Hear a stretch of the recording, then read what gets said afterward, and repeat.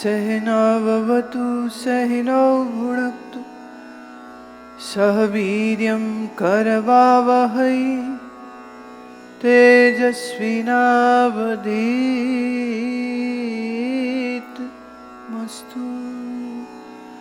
मा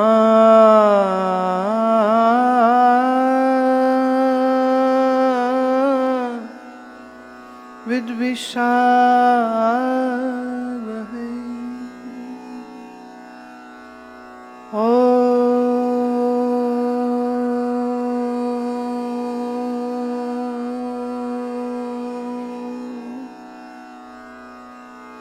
शांति शांति शांति।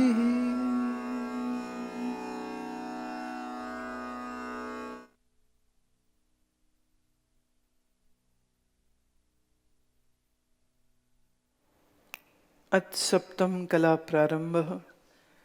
आत्मा के विशेषण। इंद्र विजय छंद। आत्मा विशेषण है जो दुभांति विधेय निषेध्य कहो निर्धारे। वे सब जान भले गुरु शास्त्र सो अपनो निज रूप निहारे। सचिदानंद रु ब्रह्म स्वयं पर काश कुटस्थ रु साक्षी विचारे। दृष्ट और उपद्रष्ट रु एक ही आदि विधेय विशेषण धारे। अंत विहीन अखंड असंगरु अद्वय जन्म बिना अविकारे। चार अकार बिना अव्यक्त न मानन को विषयो जो निकारे। कर्म करी ही बढ़े न घटे इस हेतु ही अव्यय वेद पुकारे। अक्षर नाश बिना कहिए इस आदि निषेध्य पीतंबर सारे।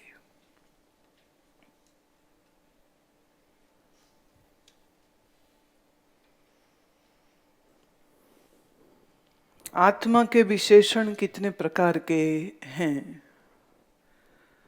आत्मा के विशेषण विधेय अर्थात साक्षात बोधक और निषेध्य अर्थात प्रपंच के निषेध द्वारा बोधक, इस भेद से दो प्रकार के होते हैं।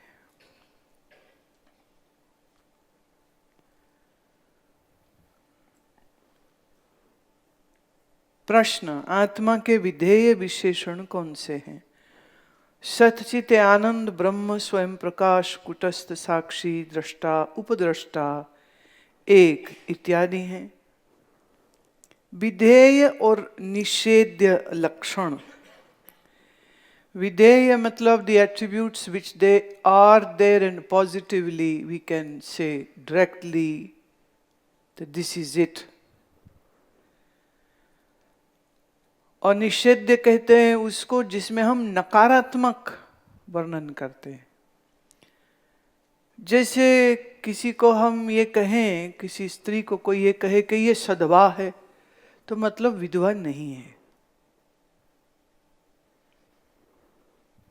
ये सधवा है। अगर हम कहें ये सधवा नहीं है, निषेधात्मक। कोई कहे डायरेक्टली बोल दे अगर कोई कि जैसे व्यक्ति को पहचानना हो और कोई कहे कि जिसका रंग काला है, जो 6 फुट का है, जिसके मूछें है, जिसके सिर में बाल नहीं है, वो वर्मा है। और दूसरा तरीका ये भी हो सकता है कि जिसके दाढ़ी नहीं है,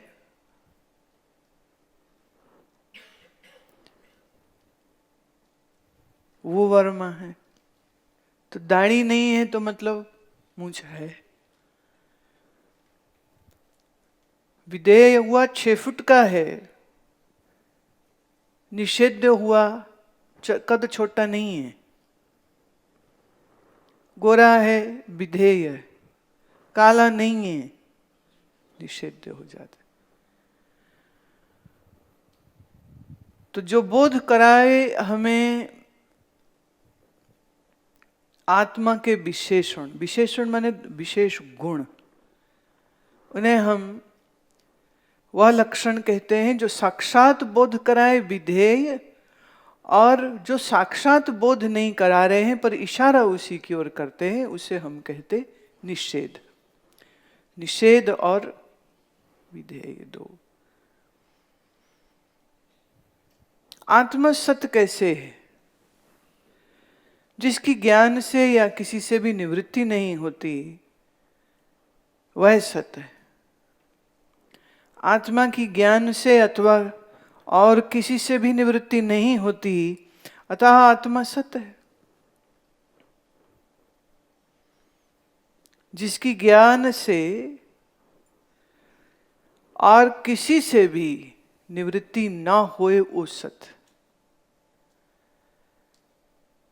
सांप तब तक है जब तक रस्सी का ज्ञान नहीं। ज्ञान हुआ रस्सी का तो सर्प नहीं। तो अब ऐसा कौन सा ज्ञान होए कि सत्य का अभाव हो जाएगा?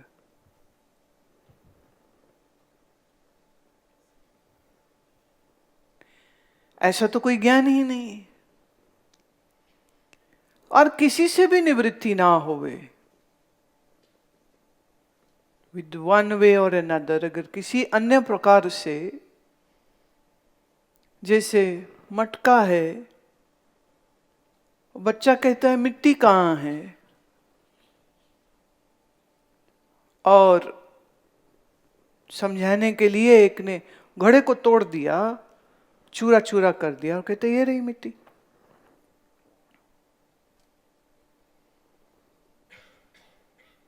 अब क्या चीज की निवृत्ति हम करें? माने देह मार दें तो आत्मा निवृत्त हो जाएगा।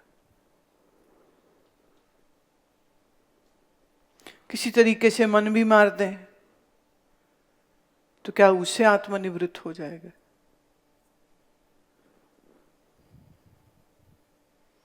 कुछ भी करके उसकी निवृत्ति नहीं हो सकती। कोई भी ज्ञान कर लो तो भी उसकी निवृत्ति नहीं हो सकती।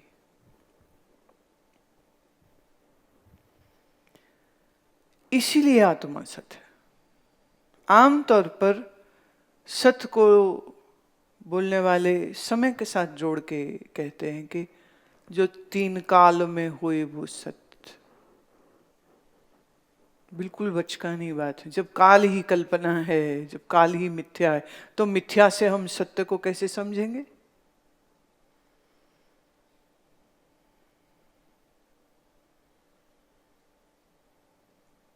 सत्य है, आत्मा ही सत्य है।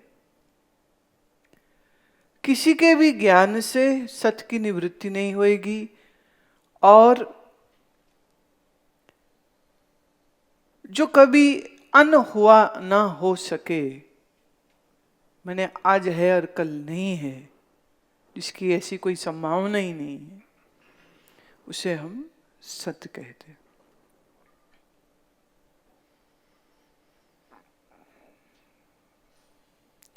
प्रश्न, आत्मचित्त कैसे है?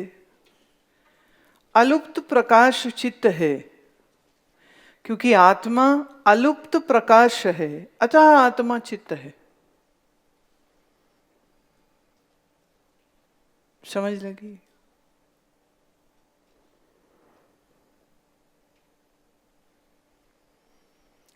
लुप्त माने गायब हो जाना, अलुप्त माने गायब ना होना। इस समय दिन की रोशनी है, रात को लुप्त हो जाएगी। रात को चांद की रोशनी दिन में लुप्त हो जाएगी। इलेक्ट्रिसिटी की रोशनी है, लाइट चली जाए तो लुप्त हो जाएगी। बुद्धि के ज्ञान का प्रकाश, वो भी सुषुप्ति में बुद्धि गई तो ज्ञान लुप्त हो जाता है। वो फिर चाहे ब्रह्म ज्ञान होए तो चाहे संसार का ज्ञान होए, बुद्धि एक दफे गई सुषुप्ति में तो कुछ भी नहीं बचता है। तो जो लुप्त हो जाए वह चैतन्य नहीं है। जो कभी लुप्त ना हो वही चैतन्य। आत्मा कभी लुप्त नहीं हो सकती है, इसीलिए चैतन्य। आप समझ लेंगे। इतना खरा सटीक वैज्ञानिक परिभाषा आपको कहीं नहीं मिलेगी। चैतन्य हूं क्योंकि जानता हूं। अब यहीं आके बहुत लोग फंस जाते हैं, बुद्धि के जानने को चैतन्य का जानना मानते हैं। दोनों में बहुत बड़ा भेद।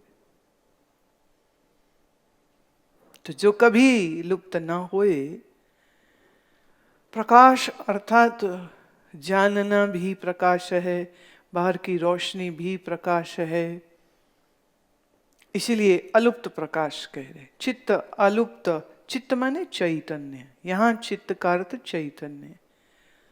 अंतःकरण वाला चित्त जो है वो ये चित्त नहीं है। दोनों में बहुत बड़ा फर्क है।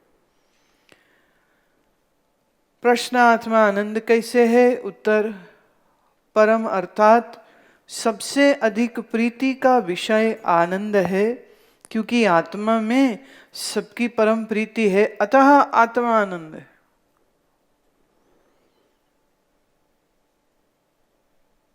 क्या लगता है, लोगों की आत्मा में प्रीति है? आत्मा का तो पता ही नहीं है, तो प्रीति कहां से होएगी? पर ये तो कह रहे हैं सबकी आत्मा में प्रीति।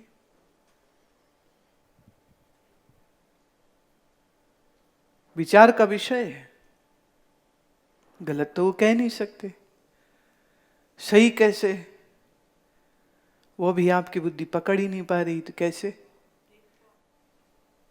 पंडित पीताम्बर जी कह रहे हैं क्योंकि आत्मा में सबकी प्रीति ही नहीं, परम प्रीति है, अतः आत्मा आनंद है। बड़ा कंट्रोवर्शियल स्टेटमेंट। आत्मा का तो पता ही नहीं है, तो प्रीति तो परम प्रीति कहां से होएगी? तो आनंदमयी कोश में पूर्व के पुण्य फल से जब वृत्ति स्थिर होती है, जब मनचाही वस्तु मिलती है, और इसी स्थिर हुई वृत्ति में जिसका प्रतिबिंब पड़ता है और मनुष्य को सुख लगता है, वो प्रतिबिंब किसका है? तो जिसके प्रतिबिंब से सुख हुआ, तो वो खुद कौन हुआ? खुद सुख स्वरूप है, तभी तो प्रतिबिंब सुख का होगा।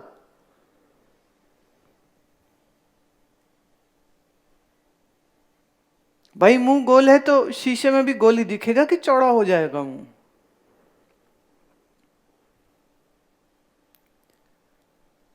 पुण्य फल से जब वृत्ति टिकती है तो सुख का आभास होता है।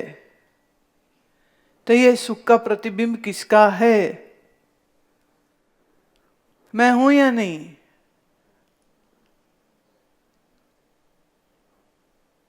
मैं हूं या नहीं? तुम हो या नहीं? चलो ऐसे कर लो, तुम्हें लगे ही अपनी मैं को मैं कह रहे। तुम हो या नहीं? तुम कब कब होते हो?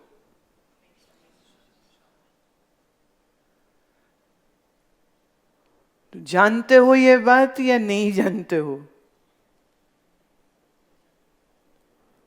जड़ हो कि चैतन्य हो?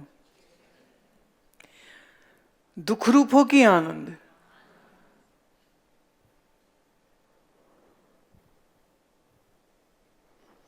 जो मैं दुख रूप होता तो टिकी हुई वृत्ति में मेरा प्रतिबिंब दुख का होता, तो मुझे दुख की अनुभूति हो रही होती। पर ऐसा तो होता नहीं है। देखिए, जैसे पुण्य का फल से सुख हुआ, ऐसे पाप के फल से दुख होएगा। दुख होएगा तो वृत्ति हिलेगी, तो वृत्ति हिलेगी तो मन में आता सुख चला जाएगा। तो दुख बाहर से आया कि मेरे वृत्ति के हिल जाने से आया? क्योंकि मैं अपना आप का ज्ञान नहीं रख रहा हूं, आप ही आपको भूल गया हूं। तो सबसे बड़ा दुख तो यही है कि अपना आप ही भूल गए। बाकी सारे दुख तो छोटे मोटे।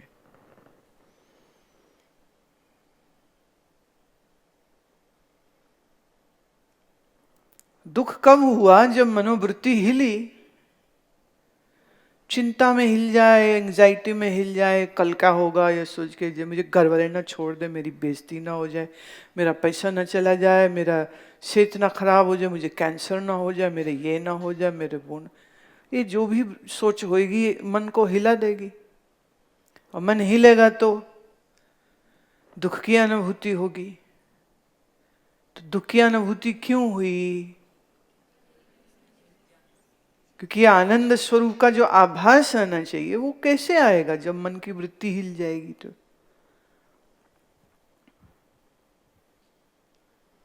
तो जिसके प्रतिबिंब से सुख होते हैं वह सुख स्वरूप तो मैं हूं। मैं ये अगर जानूं तो मैं मेरे में ही आनंदित हूं। जो मैं ये ना जानूं तो सुखी कभी नहीं। दुखी गरीब भी है, दुखी अमीर भी है, पढ़ा लिखा अनपढ़, रोगी डॉक्टर, नेता चेला, सब भी दुखी।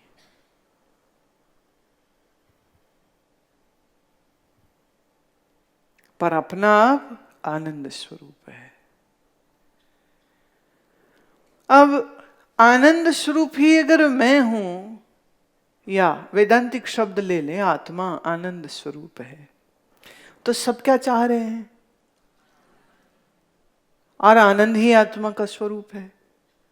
तो हम क्या ये कह नहीं सकते कि सबको आत्मा में ही प्रीति है?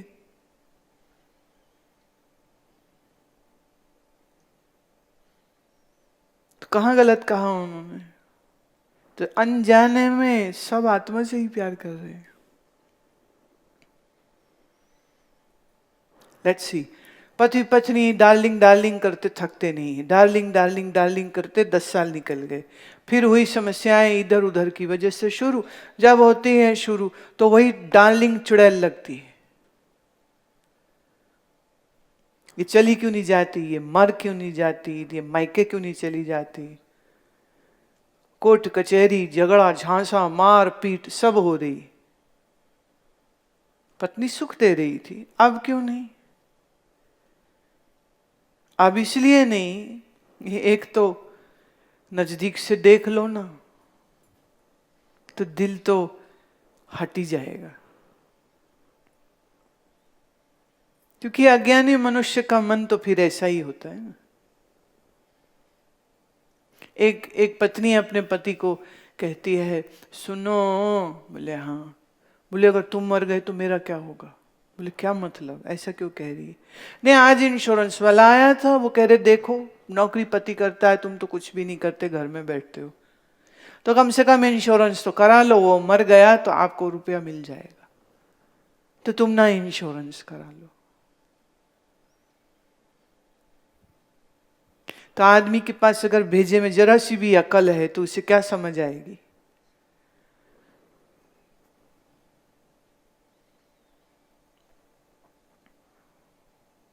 तो पति को पत्नी से, पत्नी को पति से प्यार है या अपने सुख का प्यार है?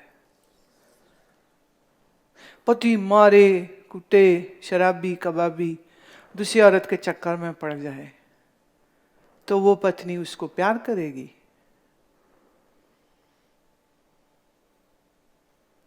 गला काट के मार देते हैं एक दूसरे को, सोते में मार देते, जला के मार देते, सुपारी दे देते, मारने वाले शूटर से शूट करा देते।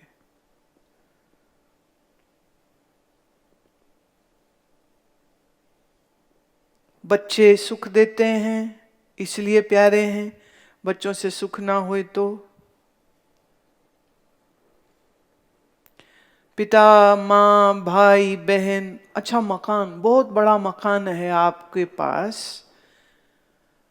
पर उसकी मरम्मत, टैक्स, केयर, मेंटेनेंस में आपकी कमर टूट रही है।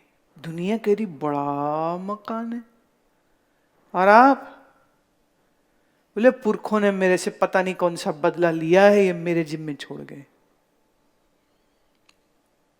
तो बड़ा मकान सुख देता है। पुरखों के पास बड़ा पैसा था, नौकर चाकर थे, तो 50 कमरे की हवेली बड़े अच्छे से चल रही थी। अब वो भूतिया महल बनी पड़ी है, एक कमरे में सारा खानदान रह रहा है, अपना ही गुजर बसर नहीं, बिल्डिंग को कहां से ठीक करे? बेच वो सकते नहीं उसको। कुछ क्लॉजिस ऐसे हैं, दावेदार उसमें और भी हैं परिवार के लोग, बेच सकते नहीं हैं, छोड़ के जा नहीं सकते, जाएंगे तो फिर कब्जे ही हो जाएंगे, बैठे भी वहीं पे, दिन रात गाली देगा पुरखों को। कन्वीनियंस और सुविधा, जब तक ये दो होते हैं ना तब तक सब प्यारे हैं। नाउ लेट्स से, तो मकान प्यारा कि मकान से मुझे सुख प्यारा है? परिवार प्यारा कि परिवार से सुख प्यारा है? दूर क्या जाना, गुरु प्यारा है कि गुरु से भी सुख प्यारा होता है?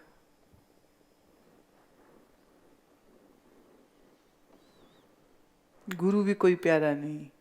गुरु ज्यादा डांट डपट करने लग जाए, हम तो कई बार हंसते हैं, मैं A to Z, तुम जितने यहां बैठे हो तभी तक बैठे हो जब तक हमारी करुण छाया बनी हुई है। जिस दिन जरा सा भी थोड़ा सा भी कड़क हो जाते हैं तो लोगों के दिल हिल जाते हैं और अगले 10 दिन तक मुंह बंद नहीं होता, मुंह खुला रह जाता है। एक ये कि हमसे गलती क्यों हो गई, और फिर ये आती है कि गुरुजी तो बहुत कड़क है। तो गुरुजी कड़क अच्छे नहीं लगते। कलयुग के चेलों को गुरु वो अच्छा लगे जो जो चेले को सुख दे, चेले को मान दे, सम्मान दे, सुविधा दे, सुकून दे। जो गुरु डंडा लेके पीछे पड़ जावे ना, तो एक बार तो चाहे खा भी ले चेला, दूसरी बार भाग जाएगा या तीसरी बार डंडा तोड़ देगा, तीनों में से कोई एक काम जरूर हो जाएगा। भगवान भी प्यारे इसलिए कि भगवान आनंद स्वरूप है, ऐसा सुन रखा है। तो हमारे दुखों की दवा भगवान के पास, इसलिए भगवान प्यारे हैं। तुम आज सब मंदिरों, गुरुद्वारों, गिरजों और मस्जिदों पे लगा दो ये लेख कि नया फरमान आया है, जो यहां आएगा जीवन भर के लिए दुखी हो जाएगा। कौन जाएगा?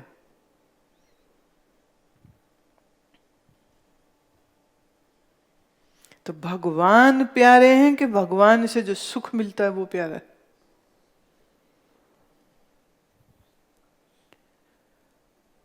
तो हमको सर्वप्रिय सुख ही है।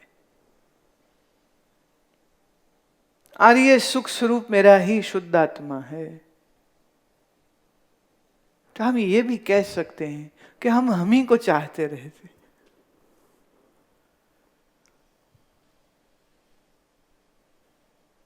हम ही को चाहते।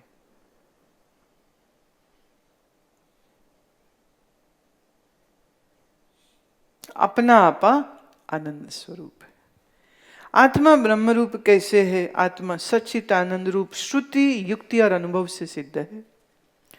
और ब्रह्म भी शास्त्र में सच्चित आनंद रूप कहा गया है, अतः आत्मा ही ब्रह्म रूप है। और ब्रह्म नाम व्यापक का है, जिसका देश से अंत नहीं होता उसको व्यापक कहते हैं। आत्मा यदि ब्रह्म से भिन्न हो तो देश से अंत वाला होगा। अब ये लॉजिक्स दे रहे हैं, मैं ही ब्रह्म कैसे हूं, ये लॉजिक दे रहे हैं। अगर मैं ब्रह्म से अलग हूं तो ब्रह्म का अंत हो गया, क्योंकि वहां मैं शुरू हो गया। जहां मैं शुरू हो गया वहां ब्रह्म नहीं। अगर वहां ब्रह्म नहीं तो ब्रह्म ही व्यापक ना रहा।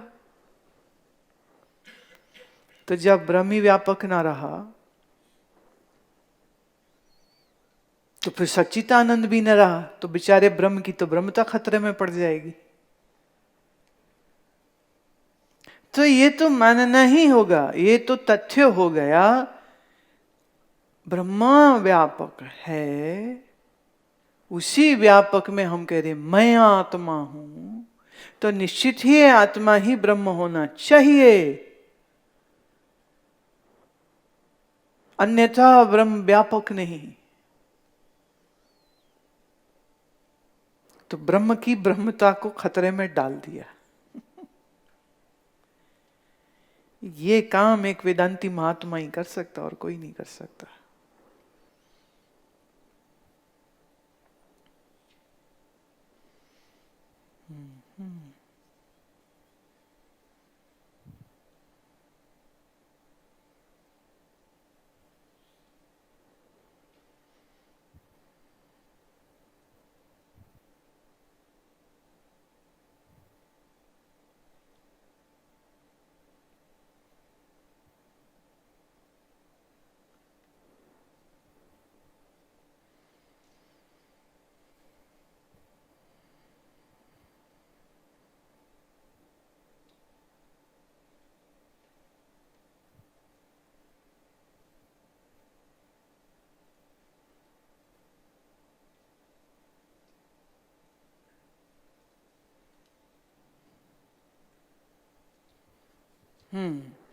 जिसका देश काल से अंत हो उसको अनित्य कहते हैं, इसलिए आत्मा अनित्य होगा, यह वार्ता श्रुति से विरुद्ध है।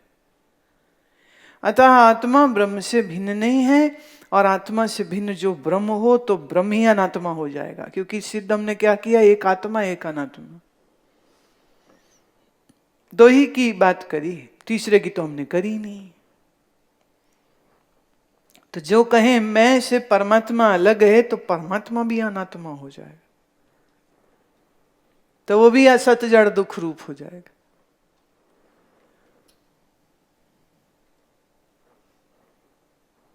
राइट? तो मैं ही ब्रह्म हूं, इस भांति ये सिद्ध होता है।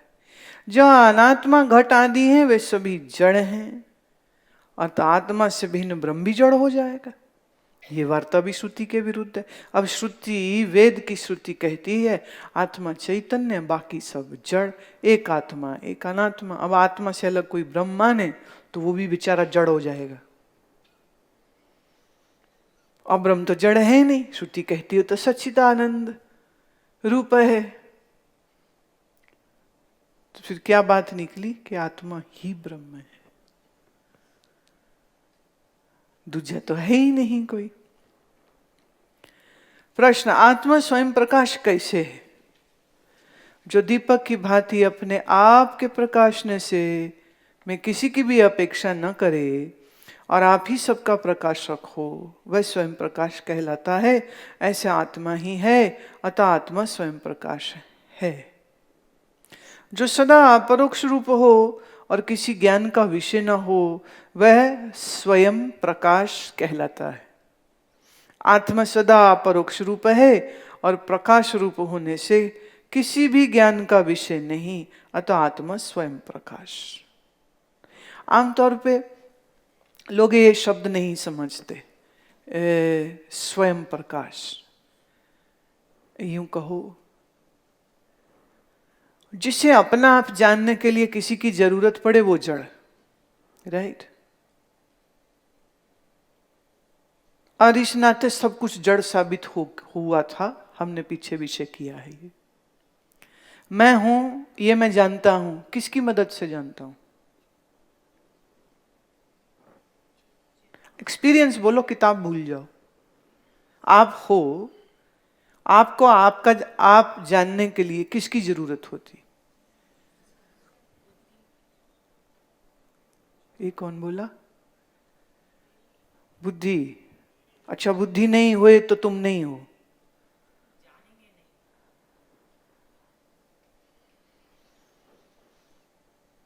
बुद्धि है ये किसने जाना? जड़ की व्याख्या क्या है? जड़ किसको कहते हैं? जो खुद को नहीं जानता, जो दूसरे को नहीं जानता, वो है जड़। और चैतन्य कौन है?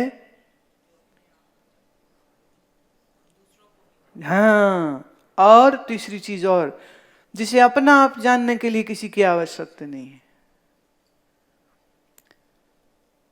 मन विचार कर रहा है या नहीं कर रहा है, ये कौन जानता है?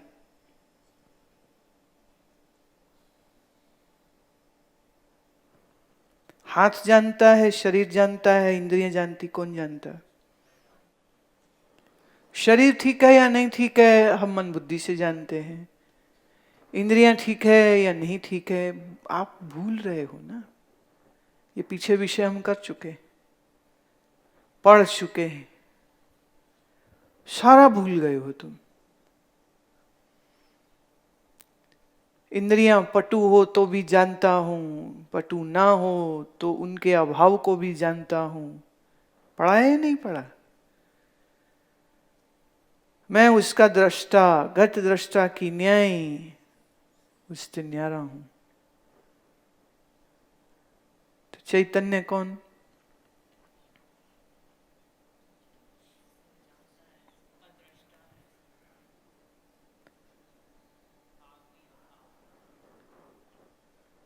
बुद्धि का निश्चय और अनिश्चय दोनों को कौन जानता है?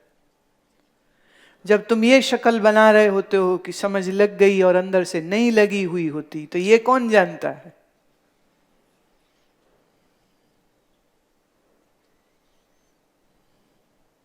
तो चैतन्य कौन? मन बुद्धि।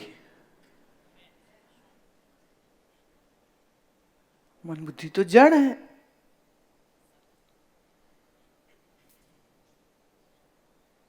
तो मैं स्वयं प्रकाश, ज्ञान स्वरूप स्वयं प्रकाश। तो आत्मा का अपरोक्ष है कि आत्मा का परोक्ष है? परोक्ष मतलब वन हैंड। हाँ, नहीं नहीं नहीं, छोड़ो ये, आप किसी और जगह चले गए। ठीक है जो कह रहे हो, पर ये प्रश्न का वो उत्तर नहीं है, क्योंकि प्रश्न कुछ और है। परोक्ष की परिभाषा क्या है, मैं ये पूछ रही हूं। Let me have some more precise answer. शाबाश। जो इंद्रियों से देखा जाए सो प्रत्यक्ष, जो इंद्रियों से कभी देखा ना जा सके वो परोक्ष।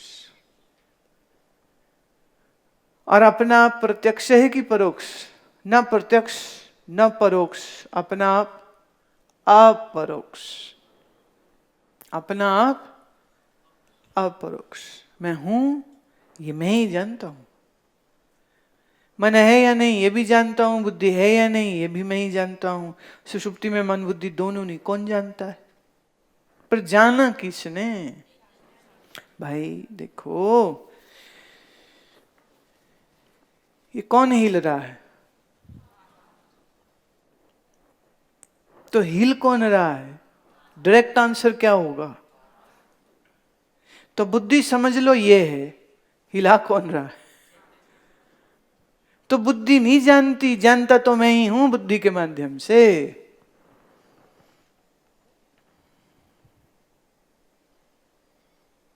मैं ना हूं तो बुद्धि जानेगी कैसे?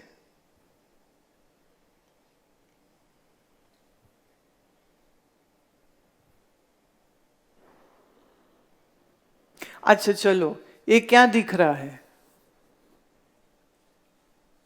देखिए, प्रश्न को ध्यान से सुनना, फिर हाथ उठाना है, फिर उत्तर देना है। सो डोंट डू गाचा माचा। प्रश्न है क्या दिख रहा है? हाथ खड़ा करेंगे जिन्हें उत्तर देना हो। ये क्या दिख रहा है?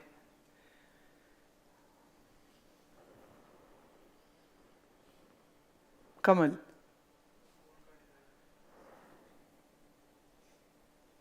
फूल का डिजाइन क्या दिख रहा है?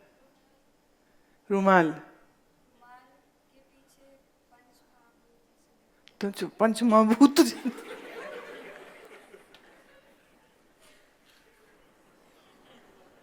अद्भुत, अप्रतिम। क्या दिख रहा है अमित? रुमाल नहीं दिख रहा है, फूल नहीं दिख रहा है, तौलिया नहीं दिख रहा है, सूत नहीं दिख रहा है। ये सब छोड़ के उत्तर देने क्या दिख रहा है?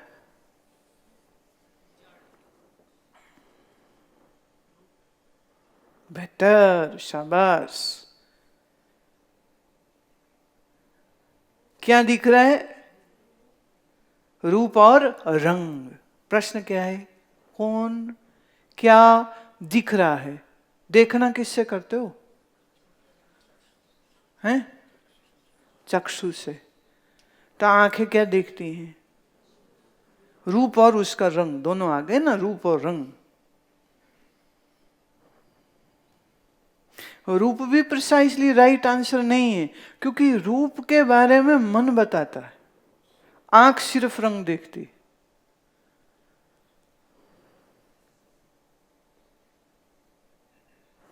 अब ये कौन सा रंग है? कौन सा ब्लू? राइट? अभी आपकी इंग्लिश की जो पढ़ाई है वो काम आ गई। अरे हरियाणी भी बाबू बोलेगा तो कोई नीला नीला हो वैसा है, नीला पीला नहीं हो वैसा है। That's it. आंख ने देखा रंग। क्या देखा आंख ने? कुछ और भी है यहां पर। रूप हो गया, रंग हो गया, कुछ और भी है यहां पर। हाँ, 1% एट वन टाइम। क्या बोले? आकार, वो भी हो गया। रूप, रूप और आकार एक ही बात हो गई ना।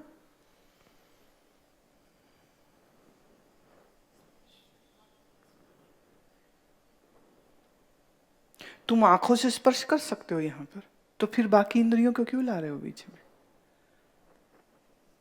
आंखों से क्या कर सकते हैं? सिर्फ देखते ही हैं, स्पर्श भी करते हैं। तो बड़ा रोमांटिक सीन हो जाएगा, आंखों से छू लिया तूने मुझे।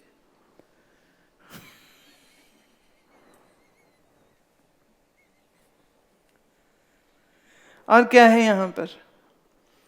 रूप, रंग। और क्या है यहां पर? पीछे, हाँ, सोनाली? नहीं, नहीं। ये कौन बोला? रोशनी कौन बोला? चीजी बोली?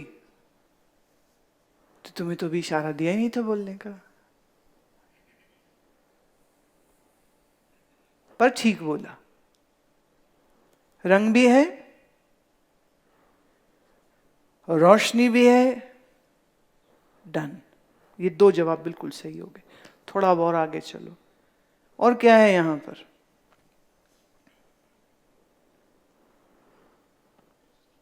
दृष्टि। नजर नहीं है, बिना नजर के दिख रहा है, तो पहले नजर बोलनी चाहिए।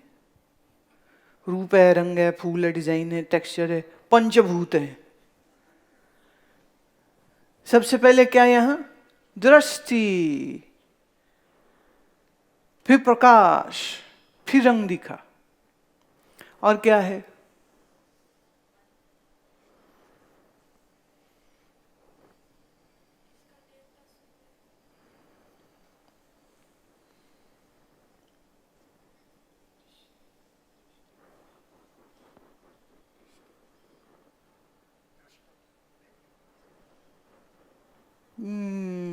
थोड़ा और अभी पीछे रहो, अभी ज्यादा लंबी छलांग हो गई है तो। There you go. मन जो बोल रहे हैं ये नीला रंग है, जो बोल रहा है ये तौलिया है।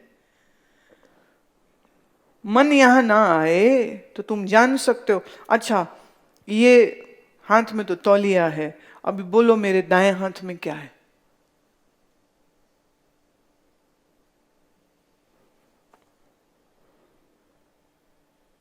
बता सकते हो? जब तक मन दाएं हाथ तक जाएगा नहीं, दृष्टि से देखेगा नहीं, पता कैसे चलेगा?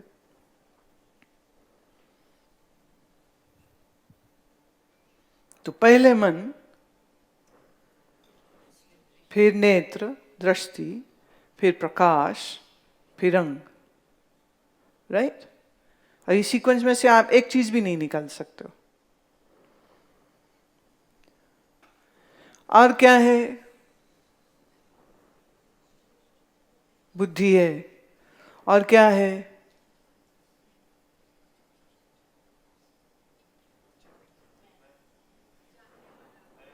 मैं जानने वाला। राइट? दिख रहा है सबको? राइट? मैं, बुद्धि, मन, नेत्र, प्रकाश और रंग। अब जहां रंग आए तो इसके साथ बाकी इंद्रियों का चलें तो शब्द, राइट, गंध, स्पर्श, कुछ बचा है? रस, तो ये आ गया। राइट? जहां हमने कहा नेत्र, तो बाकी की चार इंद्रियां भी आ गई, उसे भी मान लो।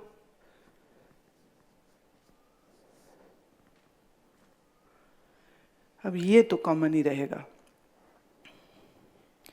रंग देखने के लिए चाहिए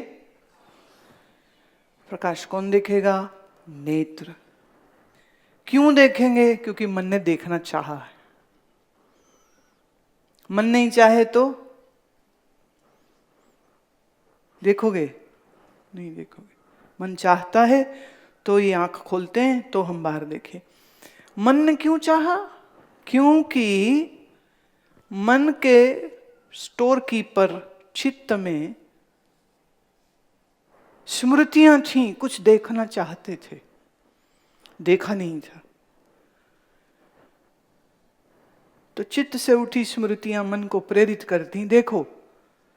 तो वो नेत्र और प्रकाश से बाहर रंग देखता है। और मन ने चाहा तो अभी देखूं, कल देखूं, परसों देखूं, नहीं देखूं, देख ही लूं। फिक्स किया बुद्धि ने, और बुद्धि के पीछे हूं मैं। अब मेरे प्रश्न को ठीक से सुनना। रंग, प्रकाश, नेत्र, मन, बुद्धि और मैं। मुझे रंग देखना हो तो प्रकाश, नेत्र और मन और बुद्धि सबकी आवश्यकता है, राइट? मैं प्रकाशक हूं नेत्र का, तो नेत्र जानने हो तो मन और बुद्धि चाहिए। पर मुझे अगर मन को देखना है तो क्या नेत्र, प्रकाश और रंग चाहिए? बात समझ रहे नहीं? मुझे बुद्धि को जानना है तो उसके लिए मुझे नेत्रों की जरूरत है, कान की जरूरत है, स्पर्श की जरूरत है। मतलब हम छुएंगे तो पता चलेगा बुद्धि है या नहीं है। तो क्या मुझे नाक की जरूरत है? हम सूंघेंगे, बुद्धि को कैसे सूंघोगे? तो जीभ की जरूरत है, चाट के आत्मा का पता लग जाएगा है? तो मुझे बुद्धि जानने हो तो किसी की आवश्यकता, मन को जानना हो तो बुद्धि की जरूरत है, और नेत्र जानना हो तो दोनों की। और प्रकाश जानना हो, रोशनी कम है ज्यादा है। अब मैं यहाँ खड़ी हो गई हूँ, ये लोग परेशान हो रहे होंगे कि मेरे पे रोशनी नहीं आ रही, इनकी वीडियो रिकॉर्डिंग खराब होगी। But that's not my problem. मुझे रंग देखना हो तो प्रकाश, नेत्र, मन, चित्त, बुद्धि सब चाहिए। अच्छा, मुझे सिर्फ अपने आप को देखना है तो मुझे किसकी जरूरत है? तो दोनों हाथ खड़े करो और कहो मुझे किसी की जरूरत नहीं। मैं आज से स्वतंत्र हुआ, मैं आज से सब बंधनों से रहित हुआ, मेरे सारे संसार के बंधन छूट गए, मैं आज से मुक्त हूं, मैं आप ही आनंद स्वरूप हूं। भाड़ में जावे दुनिया, पहले से ही मिथ्या है। आत्मा वस्तु की तरह दिखाई, तो जब आत्मा कहते हैं ना आत्मदर्शन करो, तो कोई आंखें फाड़ के यहां वहां देखने लग जाए, दिख नहीं रही, दिख नहीं रही, दिख नहीं रही। दिखेगी बाहर। अच्छा, आंख बंद करके अंदर आत्मा ढूंढने लग जाए, दिख नहीं रही, दिख नहीं रही, दिख नहीं, दिखेगी अंदर आत्मा।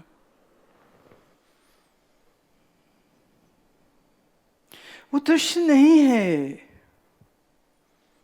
वो पंचभूत नहीं है। तो आत्मदर्शन का अर्थ फिर क्या होता है? आत्मदर्शन का सिर्फ इतना ही अर्थ है कि मैं अपने आप को जानता हूं, यही आत्मदर्शन।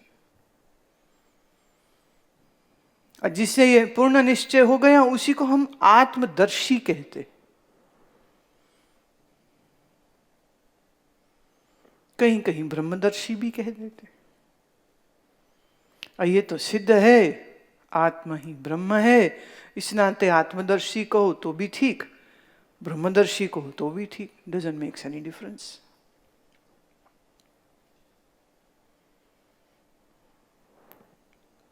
Got it?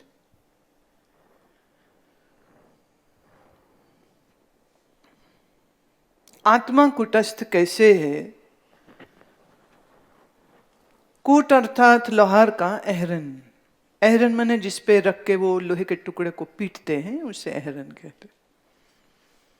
उसकी भांति जो निर्विकार रूप से स्थित होता है उसको कूटस्थ कहते हैं। जैसे लोहार अनेक गांठ घड़ता है फिर भी अहरन ज्यों का त्यों रहता है, वैसे ही मन रूपी लोहार भी व्यवहार रूप अनेक घाट घड़ता है फिर भी आत्मा ज्यों का त्यों रहता है, अतः आत्मा ही कुटस्थ है। कुटस्थ कहने से अचल अक्रिय अर्थ सिद्ध हो जाता है। अहरन पे वो घड़े बनाता है, कितने प्रकार के घड़े बनाते, अहरन वैसी की वैसी घड़े बदलते रहते। तो व्यवहार में हमारा मन ये विचारों के घड़े ही तो बनाता है ना। किसी को मिलने जाना है, कोई सौदा करना, कोई रिश्ता करना है, तो कितनी दिमाग में तैयारी करता है, ऐसे करूंगा फिर ऐसे करूंगा फिर ऐसे बोलूंगा। फिर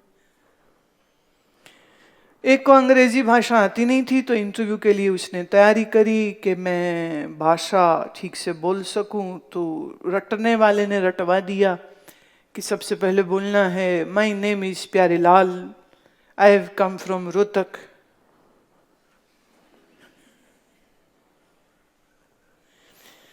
my father's name is Sundarlal, I am BA pass and I want to be in your service. रट्टे मार के चला गया हरियाणवी जाट। ऑफिस में गया, साहब ने पूछा from where have you come? My name is Pyarelal. Are you mad? My father's name is Sundarlal. तो गड़बड़ हो जाएगी ना सारी।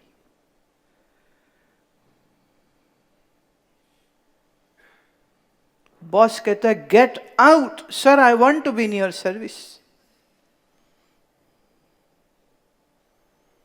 Please consider my application.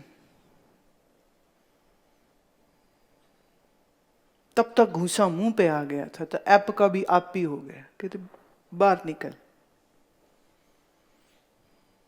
मन कितना ये बोलूंगा, ये करूंगा, ये बोलूंगा, ये जो पंजाबी में इसे कहते काढ़ता करना, कहानियां बनाना। अब मन कहानियां बना रहा है, इस कहानी बनने में के प्रोसीजर को आधार कौन दे रहा है? मैं ना हूं तो मन बेचारा क्या करेगा? मैं ही अहरन हूं, कूट माने पर्वत की न्याय स्थित हूं। तो मन कुछ बनाता है फिर टूट जाता है, फिर कुछ बना लेता है फिर वो टूट जाता है। तो मन का गेम अपना चलता रहता है और मैं चैतन्य प्रकाशता हूं साक्षी रूप होकर के। ये मेरा स्वभाव है, ये मेरा स्वरूप है।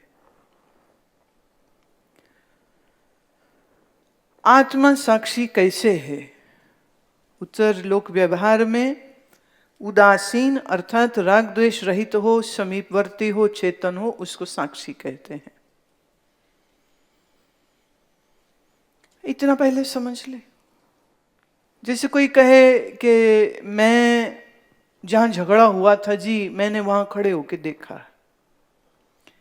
थाने में जाके वो बयान देवे कि मैंने जी ये सारे झगड़े को देखा है। देखा है? अच्छा, तू कौन है? बोले ये जिसके घूसे लाते हड्डियां टूटी है ना, मैं उसका बड़ा भाई हूं। उसकी साक्षी पुलिस मानेगी क्या? उदासीन नहीं है। उदासीन में रिश्ता नहीं होना चाहिए। एक ने कहा हुजूर मेरा ले लीजिए बयान, सारा झगड़ा सुना दिया, ऐसे हुआ ऐसे हुआ ऐसे हुआ। बोले तुम कहां थे? बोले घर में। समीप होना चाहिए। और तीसरा, एक ने सारा झगड़ा सुना दिया, ये हुआ ये हुआ ये हुआ ये हुआ।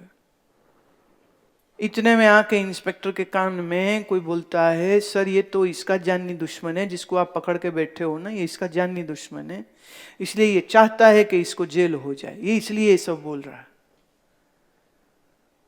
वेस्टेड इंटरेस्ट का विटनेस नहीं माना जाए। तो विटनेस कौन होता है? पास हो, राग द्वेष रहित जानता हो, हाँ, और चेतन हो। जहां झगड़ा हुआ था, हवलदार कहता भाई मैं हुजूर लेके आता हूं, मैं सही कोई गवाह लेके आता हूं। मैं गया वो,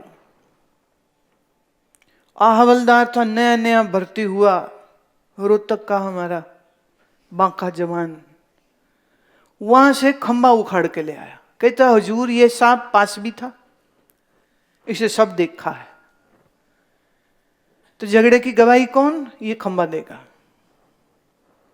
चलेगी? तो चेतन भी तो हो। तो लोक व्यवहार में साक्षी इसको कहते हैं। ऐसे ही अब आत्मा देहादि से उदासीन है, समीप है, चेतन अर्थात अजड़ प्रकाश है, अतः आत्मा साक्षी है। एक बोर्ड को देखे ना, मैं बुद्धि मन नेत्र प्रकाश रंग शब्द गंध स्पर्श और रस के पास हूं, इसलिए सब जानता हूं। अच्छा, रंग मुझे जान सकता है, मन मुझे जान सकता है, मन को मैं जानता हूं। जो मन मुझे जान जाए तो मैं चेतन न रहूंगा। जो किसी के द्वारा भी जाना जाए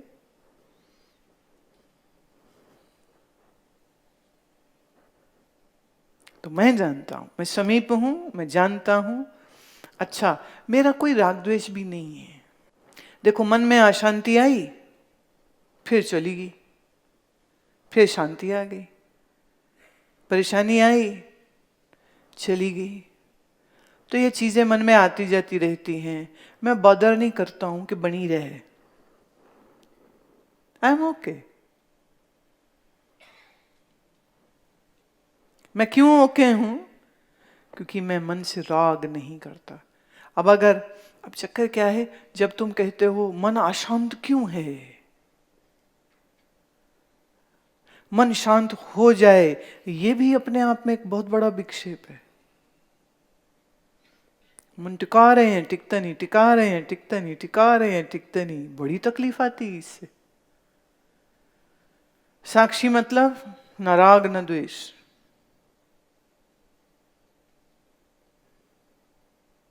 मन में क्रोध आया, जैसे एक बार कहते रमन महर्षि, बहुत शांत मूर्ति, श्रोत्रिय ब्रह्मनिष्ठ महात्मा थे।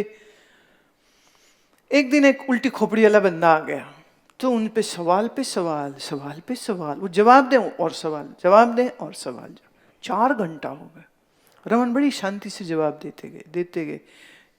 फिर एक पॉइंट ऐसा आया कि रमन महर्षि जैसी शांति मूर्ति उठ खड़े हुए, डंडा लेके उसको मारने के लिए, भगा दिया उसको। सारे लोग बड़े हैरान। रमन महर्षि ब्रह्मनिष्ठ महात्मा डंडा लेके पीटने को निकल गया, ऐसा कैसे? तो लोगों की श्रद्धा तो वैसे ही जरा कच्ची सी होती ना, तो डोल जाते। तो जब वो वापिस आके बैठ गए चारपाई पे, तो एक ने प्रश्न कर दिया, अरे महाराज आपके अंदर इतना गुस्सा? रमन कहते मन में, और जरूरी था तो चुप हो ले, नहीं तो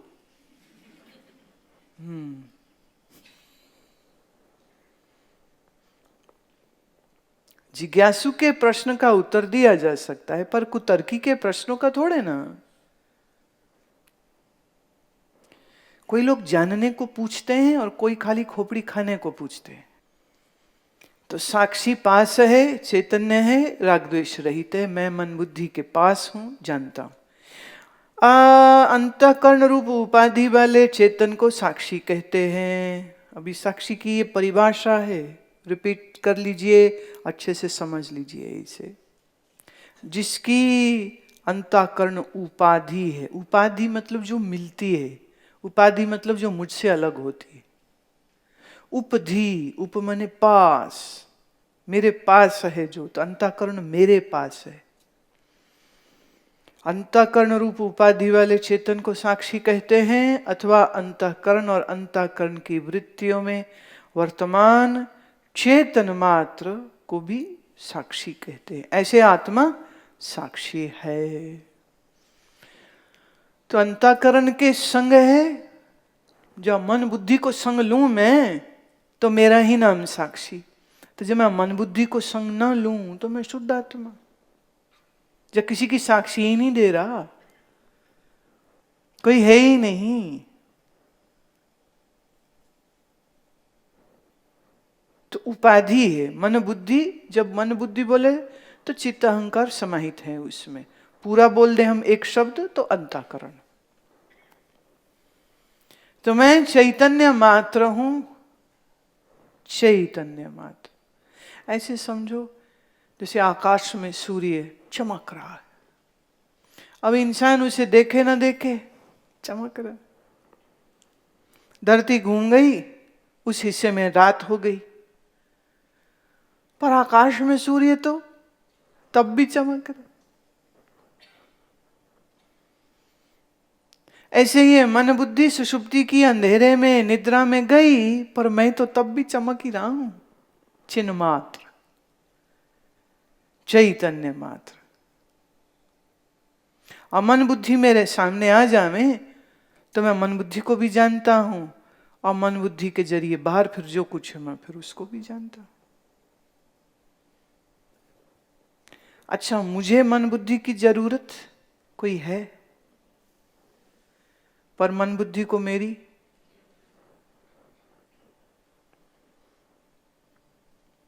क्योंकि मन तो अपने आप में जड़ है। आत्मा दृष्टा कैसे है? देखने वाले को दृष्टा कहते हैं, क्योंकि आत्मा सब दृश्यों को जानने वाला है, अतः आत्मा ही दृष्टा है। आत्मा उपद्रष्टा कैसे है? जैसे यज्ञशाला में यज्ञ करने वाले 15 ऋत्विज होते हैं, 16वां यजमान होता है, 17वीं यजमान की पत्नी होती है, 18वां उपद्रष्टा अर्थात समीप बैठकर देखने वाला होता है, वह कोई कार्य नहीं करता। ऐसे ही स्थूल देह रूप यज्ञशाला में 5 ज्ञानेन्द्री, कर्म इंद्री, प्राण, ये 15 ऋत्विज है। 16वां मन रूप यजमान, 17वीं बुद्धि रूप यजमान की स्त्री, ये सब अपने अपने विषय के ग्रहण रूप भोगमय यज्ञ का कार्य करते हैं, और इन सबका समीपवर्ती जानने रूप आत्मा 18वां उपद्रष्टा है।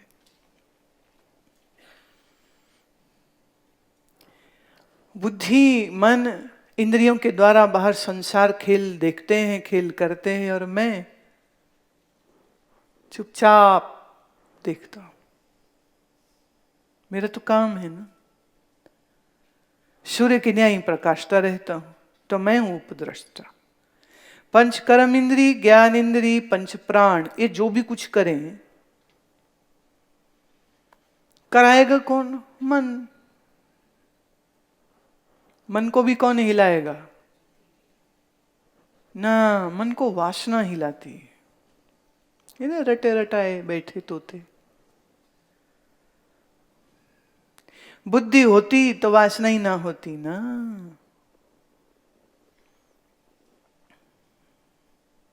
तो मन को कौन हिलाएगा? मन को बुद्धि नहीं हिलाती। सच ये है, बुद्धि होए तो मन हिलेगा ही नहीं। अफसोस यही है कि बुद्धि नहीं है।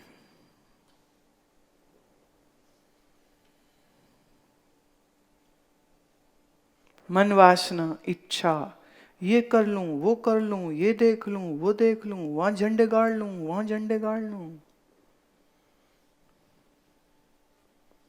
अफसर बन जाऊं। सबका लाइफ प्लान क्या होता है? पढ़ाई पूरी करो, नौकरी करो, शादी करो, 2 या 3 बच्चे पैदा करो, बाप का मकान में रहो नहीं तो नया बनाओ, बाप की गाड़ी चलाओ नहीं तो नहीं ले लो, पैसे जोड़ो, जोड़ते जाओ, ईएमआई पे सामान लो, अपना प्रॉफिट जोड़ते जाओ, शेयर मार्केट में लगाओ, 2 के 20, 20 के 40, 40 के 60 करो। अरे एक दिन ना मैं बहुत मजे करूंगा, मन ही कहता है, वो एक दिन कभी नहीं आता है। बीच बीच में थोड़ा थोड़ा ब्रेक ले लेता है। सब कहते रे सारा दिन काम करता है, चल थोड़ी शराब पी ले, थोड़ा डांस कर ले। और सब कह रहे मजा आ रहा है, बड़ा मजा आ रहा है, बड़ा मजा आ रहा है। अभी हम पीछे किसी मैंने जाना पड़ा मुझे, तो एक शादी में जब गए तो दुल्हन की माँ, दुल्हन की रिश्तेदार, जितनी औरतें हैं ना, तो आजकल ट्रेंड ये है कि वो कंपनी को ही हायर करते तो बहुत सारी जो ब्यूटिशियंस आती हैं, तो वो लड़की को तो सजाते सजाते माँ को भी, इसको मतलब चाची मामी जो भी है, सहेलियाँ जो भी हैं, वो सबको, तो मतलब पूरा लाइन ऑफ रूम्स में मेकअप आर्टिस्ट काम कर रहे थे। अब वो ले लड़की आ गई, आशीर्वाद दो। तो मैं लड़की को देख रही हूँ तो आंख पे वो आजकल वो आर्टिफिशियल लैशेस लगाते हैं ना, तो इतनी बड़ी, मैं कहा लिफ्ट लगवा लो नीचे आने के लिए, मतलब आंख झपकेगी कैसे ये। और उसका जो लहंगा था वो कह रही थी 25 किलो का है तो वो 25, तो अभी मैं तो उसके ही हालत देख देख हैरान हो रही थी। अब हम कह थोड़ी सकते भी क्या झांकी लग रही है, तो इतने में उसकी अम्मा आ गई। हमारी तो लिटरली हंसी निकल गई, क्योंकि अम्मा उससे बड़ी झांकी लगे। वो बाई जी नहीं होती यहाँ, वो कुछ लगाती हैं जो मुसलमानों का फैशन है ऑर्नामेंट, वो लोग ऐसा नहीं कि जो ये लगाए वो बाई जी हो जाए। पर पहले समय में जो बनारस और दूसरे घराने की बाई जी, मालूम किसको कहते थे? जो बड़ा राग जानती थी, बड़ा अच्छा गाती थी वो। तो वो पूरा है श्रृंगार करके ना, वो माथा पट्टी कुछ ऐसा बोलते हैं, वो यहाँ लगा के और वो सब करके, और वो तो माता जी ने भी नकली लैशिश लगाया हुए थे। तो जब वो मुझे देख के आंख झपके ना, तो दिल करे पूछूं दर्द तो नहीं हो रही आंख में, तो झांकी बन जाते। किराए का डीजे संगीत बजा रहा होता है, बाप के पैसे की शराब उड़ रही होती है, मुफ्त खोरे रिश्तेदार आपके पैसे पे कमर लचका रहे होते हैं, और सब कह रहे होते बड़ा मजा आ रहा है, बड़ा मजा आ रहा है। एक शादी में वीडियोग्राफर सब रिकॉर्ड कर रहा था, तो खाना भी रिकॉर्ड कर रहा था, खाना, डिशेस, स्टॉल्स जो फूड के थे वो सब हो रहे थे। मैंने पूछा, मैं ये क्यों कर रहे हो? अभी तो लोग खाएं तो समझ लगती कि आप फोटो ले रहे हो, कि कौन रिश्तेदार दे तो 500 रुपया गया, खा 6 जने गए खाना, ये भी हिसाब रखते हैं ना लोग। मैं अभी तो कोई आया नहीं, ये फोटो क्यों ले रहा है? तो एक सज्जन ने मुझे कहा, कहते गुरु माँ वो इसलिए कि अगर शादी ना चली तो ये कोर्ट में बड़ा काम आता है, हमने इतना खर्चा किया था। ए भगवान, it's a proof, meaning that marriage place has become scene of crime. 35 lakh रुपए का खर्चा खाली खाने का, 20 लाख रुपया टेंट का, लड़की बनाई झांकी और एक जोकर को दे दी।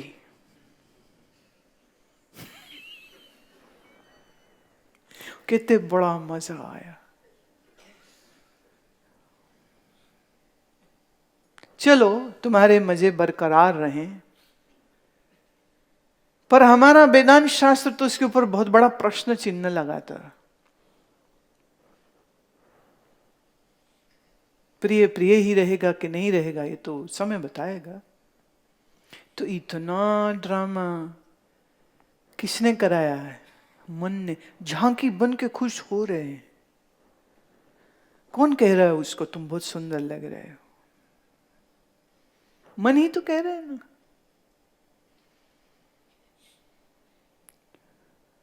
अब अगर यही बुद्धि होती, मेरी दृष्टि में विवाह एक प्राइवेट मैटर है, दो फैमिलीज का। तो एक छोटे लेवल की परिवारजनों की, मित्रों की, बिना किराए का भूम भड़ाका किए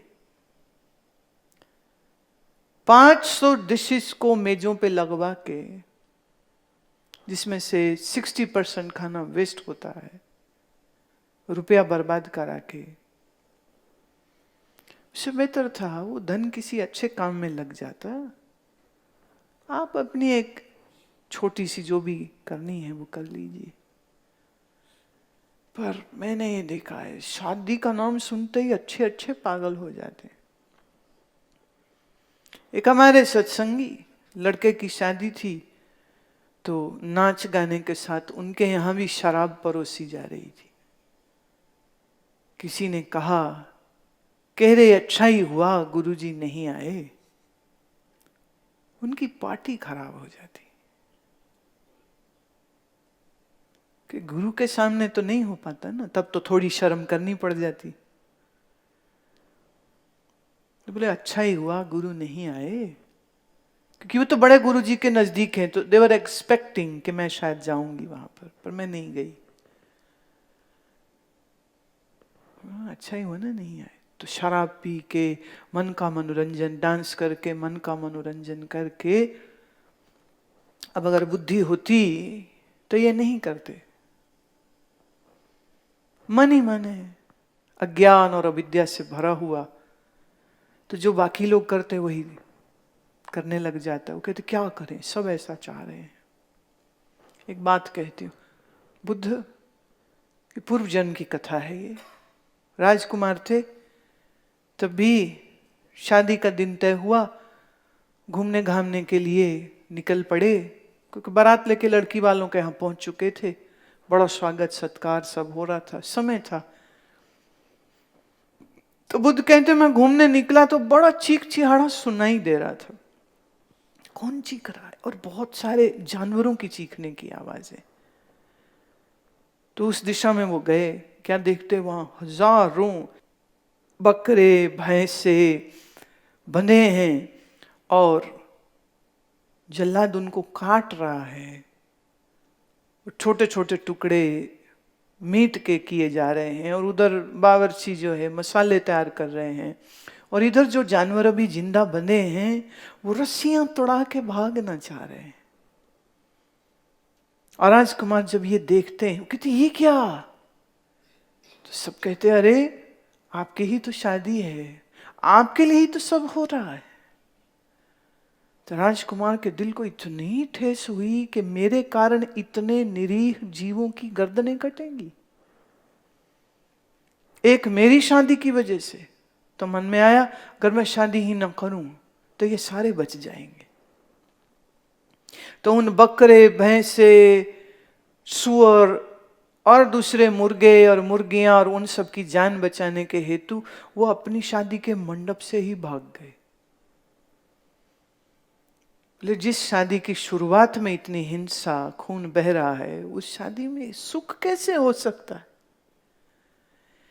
ये मरे हुए जीवों की आत्मा मेरे को धिक्कारेगी,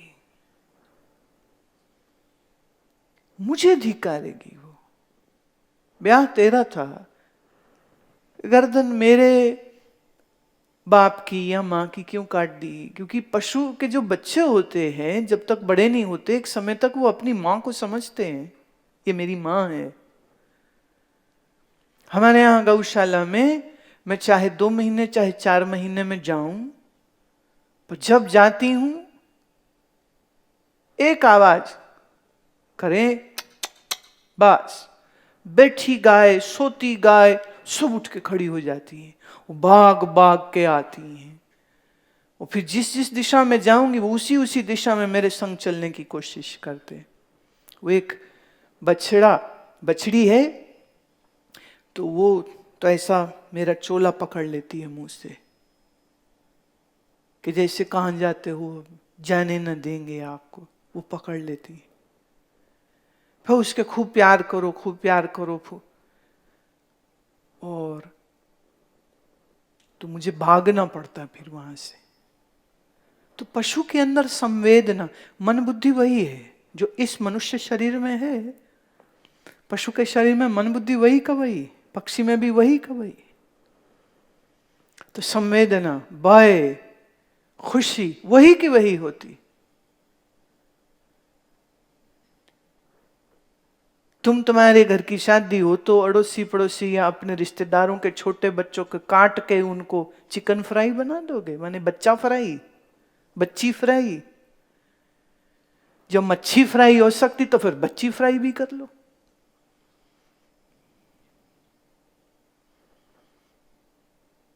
पर मन कहता है बड़ा स्वाद आता है मीठ खा के, बड़ा स्वाद आता है शराब पी के,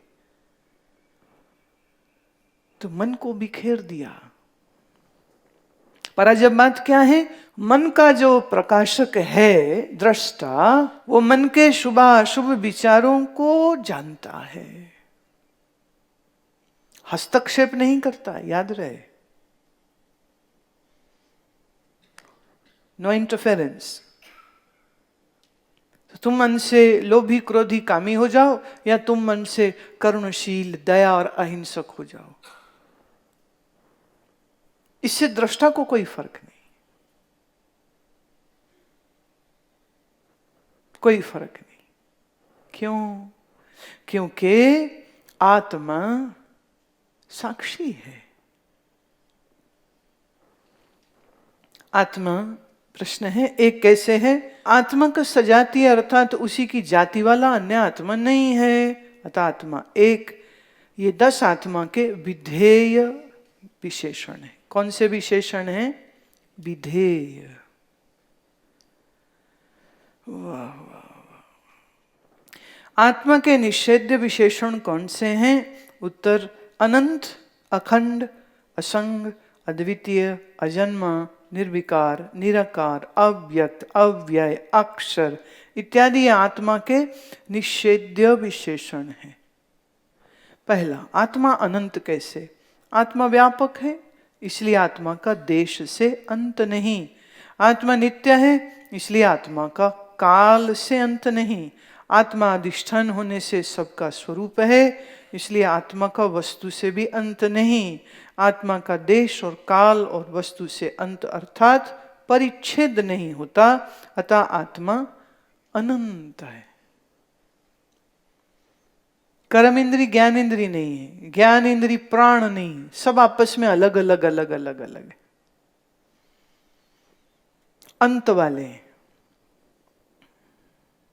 पर आत्मा का कहीं अंत नहीं, न देश से, न काल से, न वस्तु से। आत्मा अखंड कैसे? जीव व ईश्वर का भेद, जीव का परस्पर भेद, जीव व जड़ का भेद, जड़ व ईश्वर का भेद, जड़ व जड़ का भेद, ये 5 भेद है। आत्मा इनसे रहित है अथवा आत्मा सजाति विजाति स्वगत भेद से रहित है, अतः आत्मा अखंड है। जीव और ईश्वर का भेद माया और अविद्या के कारण। जीवों का आपस में भी तो भेद होता है, कोई सत्वगुणी कोई रजोगुणी, सब चल रहा है। जीव और जड़ का भेद है, जड़ और जीव अलग है।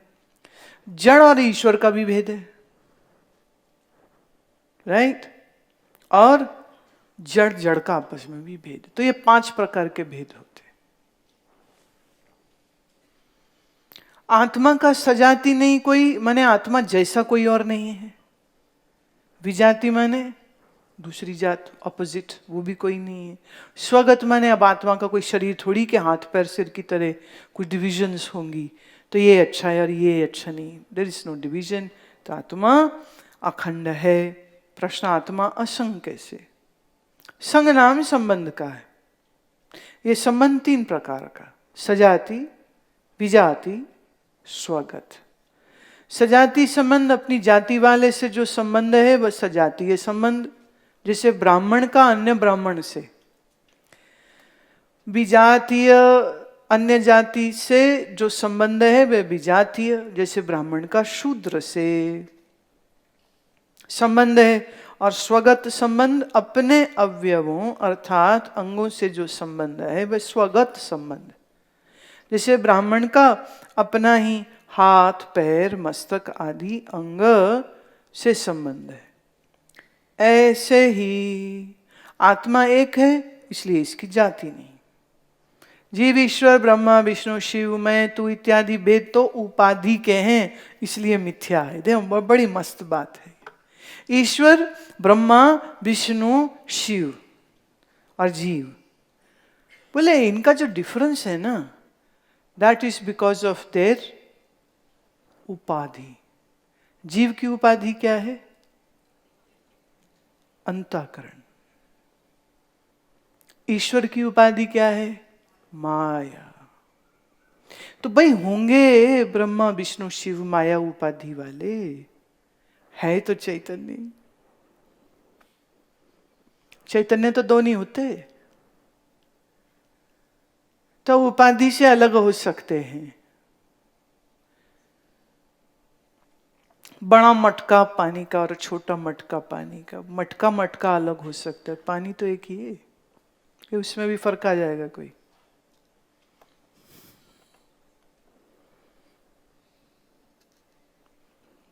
इसलिए हमारे ऋषि, सामने विष्णु भी आ जाए ना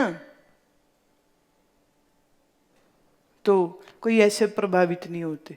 आप जब योग वशिष्ठ कभी पढ़ो तो उसमें ऐसे वर्णन आते कि एक रात्रि का समय था, पूर्णमासी का चंद्रमा आकाश में था, ऋषि वशिष्ठ ध्यान में थे, समाधि का आनंद ले रहे थे, पक्षी चहचहा रहे थे, मंद हवा चल रही थी, हल्के हल्के मेघ थे, हवा में मधुर सुगंध थी, पास ही नदी कल कल करती हुई बह रही थी, रात्रि का नीरव स्तब्धता थी।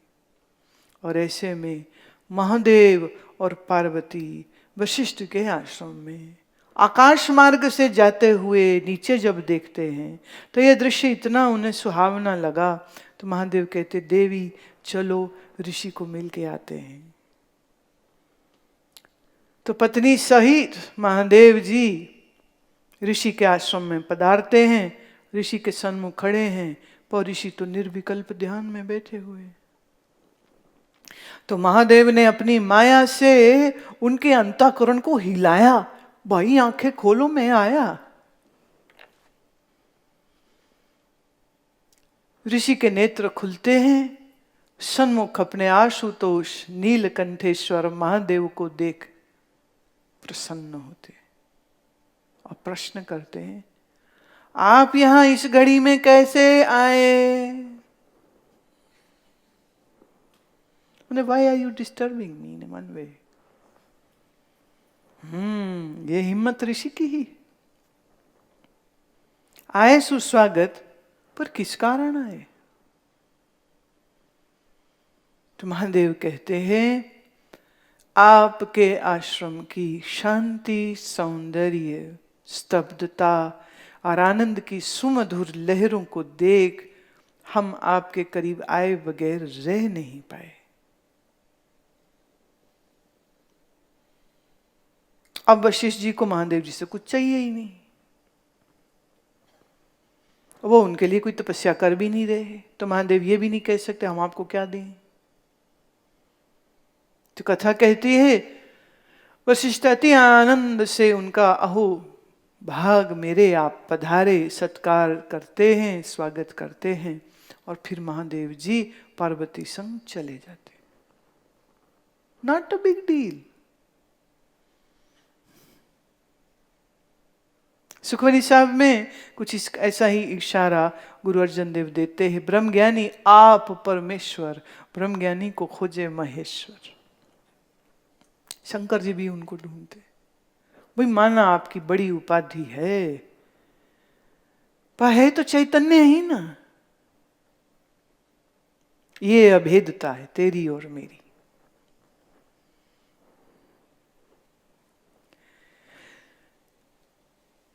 वेद तो उपाधि के हैं इसलिए मिथ्या हैं, अतः आत्मा का किसी से भी सजातीय संबंध बनता नहीं। आत्मा अद्वैत है और सत्य है, इससे भिन्न माया और माया का कार्य स्थूल सूक्ष्म प्रपंच जो प्रतीत होता है वह भी असत्य है, और असत कुछ वस्तु ही नहीं। अतः आत्मा का किसी से भी कोई संबंध नहीं बनता।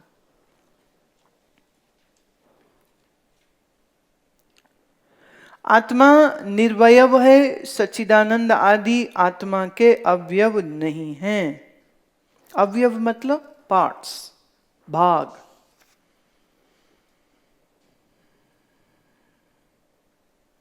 किंतु एक रूप होने से आत्मा का किसी के साथ भी स्वगत संबंध बनता नहीं। इस रीति से आत्मा सारे संबंधों से रहित है, अतः आत्मा असंग है। प्रश्न, आत्मा अद्वैत कैसे है? द्वैत जो प्रपंच है वह स्वप्न की भांति कल्पित होने से वास्तव है ही नहीं, अतः द्वैत से रहित होने से आत्मा ही अद्वैत है। द्वैत माने दो, संस्कृत में द्वितीय बोलते हैं ना, एकम द्वितीय। कई जगह द्वितीय को ही द्वा भी बोलते हैं, द्वय, और द्वैत भी बोलते हैं। द्वैत मतलब वेयर टू एग्जिस्टेंसेस आर, एक राम है और एक श्याम है, दो हो गए। पर बाद में किसी ने कहा अरे नहीं जी, राम का घर का नाम ही श्याम है, तो दो बंदे नहीं आए, एक ही आया।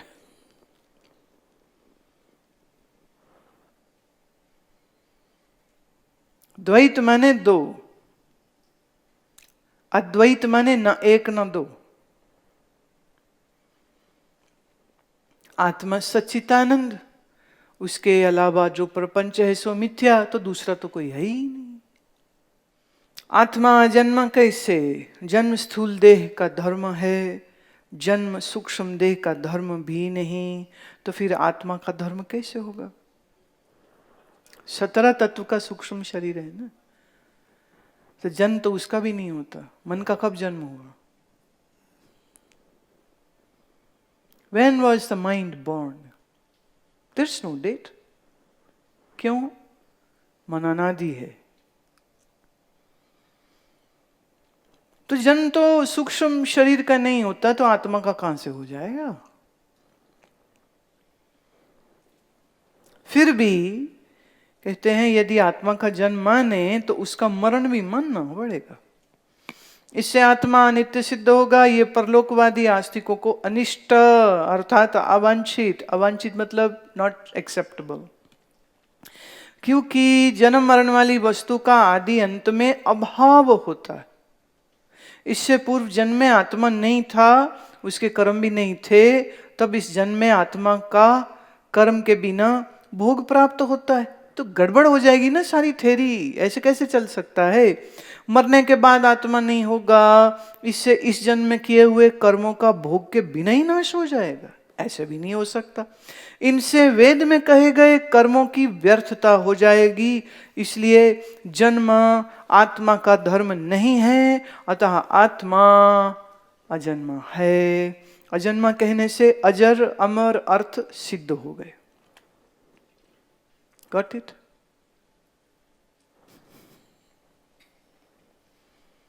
आत्मा निर्विकार कैसे है, ये प्रश्न है और उत्तर देते हैं। जैसे घट के जन्म, अस्थिपना अर्थात प्रकटता, वृद्धि, विपरिणाम, अपक्ष, विनाश, ये 6 धर्म है।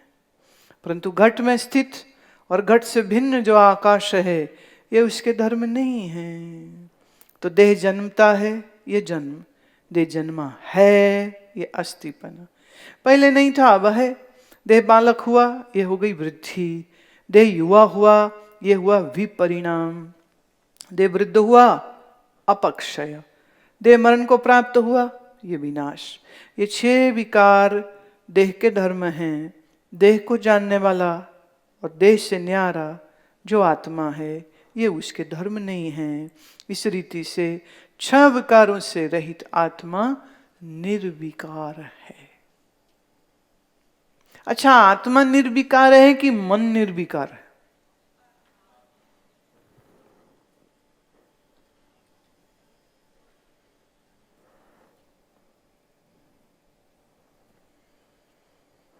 उषा,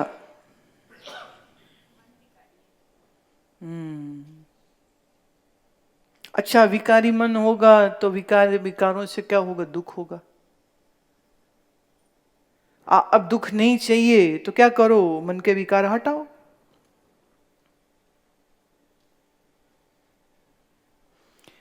साधना में हम कहते हैं आत्मा तो जस का तस ज्यों का त्यों निर्विकारी है, पर ये जो तुम्हारे जीवन में दुख आ रहे हैं ना, ये आत्मा की वजह से नहीं है, मन की वजह से।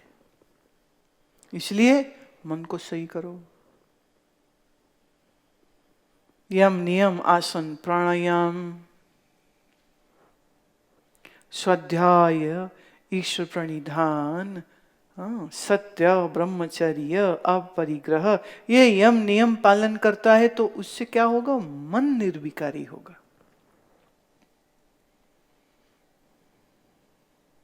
सेवा करे, मन मल रहित होता है। तो सारी साधना आत्मा के लिए है कि मन के लिए? आत्मा तो प्रकाश स्वरूप, मैं हूं तो प्रकाश स्वरूप, पर ये अविद्या के पर्दे की वजह स्वयं को मन मान लेता हूं, और मन है विकारी तो मैं हो गया। मन के क्लेश शोक मोह मेरे हो गए। इसलिए ना संगत ठीक जगह करनी चाहिए। शराबियों के संग खड़े भी हो जाओ तो दूर खड़ा देखेगा तो कहेगा ये लड़का शराब पीता है, ये शराबियों के संग खड़ा। तो ये नहीं कहेगा शराबियों के संग खड़ा, वो क्या कहेगा? ये भी शराबी। जुआरियों के संग खड़े हो गए तो जुआरी, और संतों के संग खड़े हो गए तो मन का संग ना करो, अपना आप का संग करो।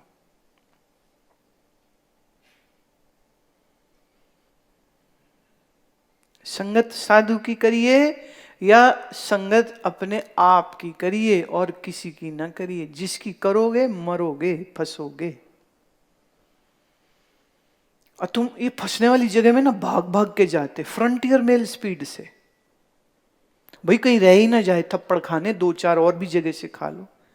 कहां रह गए? अच्छा, मां से तो ममता है ही, ये बाप से तो है ही, ये चलो पड़ोसी से भी कर लेते हैं। नैन मटक के बड़े खड़क के जूता पड़ता है। फिर उसका बाप कहेगा ना, अच्छा उसे देखता है तू?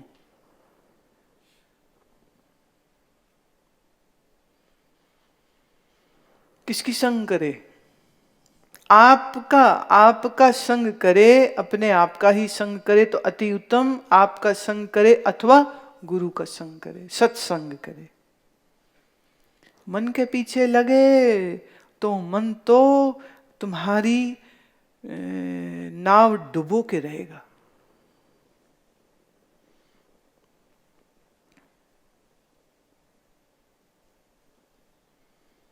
एक लड़की का एक लड़के से प्यार हो गया, लड़का धोखा दे गया।